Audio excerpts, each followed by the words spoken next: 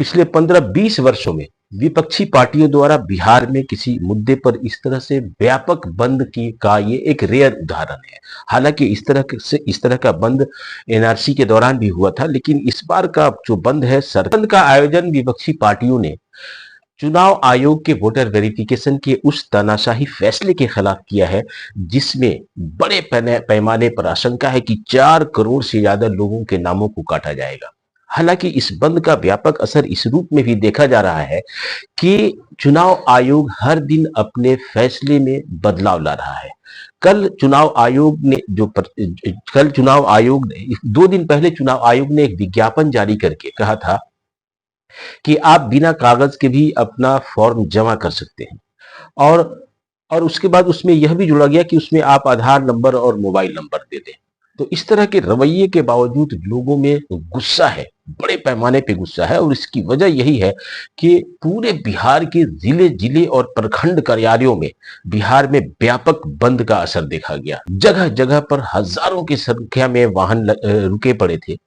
और ये पूरा बंद बिहार के मुजफ्फरपुर हो, मोतिहारी हो, बेतिया हो, जहानाबाद हो, गया हो, अरवल हो, शिवहर हो, सिवान हो, या फिर सीमांचल के जिले हो या भागलपुर के इलाके का जिले हो, हर जगह पे व्यापक पैमाने पर यह बंद हुआ है। आपको बता दें कि चुनाव आयोग ने 24 जून को एक अधिसूचना जारी की थी, जिसमें पूरे बिहार में मतदाताओं के नामों की जांच करने को कहा गया था, और जिसे स्पेशल इंटेंसिव रिवीजन नाम दिया गया है। इसके तहत ऐसे ऐसे दस्तावेज मांगे गए हैं जो लगभग 80% मतदाताओं के पास नहीं है। और खास बात यह है कि इसमें आधार कार्ड को या जॉब कार्ड को या कुछ ऐसे कागजात जो आम तौर पर लोगों की पहचान है, वो नहीं है। और यही कारण है कि इसके खिलाफ बड़े पैमाने पर विरोध हो रहा है। जबकि इसके पहले फॉर्म 6 में अब तक जो चुनाव आयोग की वेबसाइट है, वहां पे ये दर्ज है कि आप अपनी पहचान के लिए आधार भी दे सकते हैं। लेकिन बिहार में जो स्पेशल इंटेंसिव रिवीजन किया जा रहा है, उसमें आधार को हटाने की जो शरारत चुनाव आयोग ने की है, उससे लोगों में खलबली है, और यह जो बंद है, इस बंद की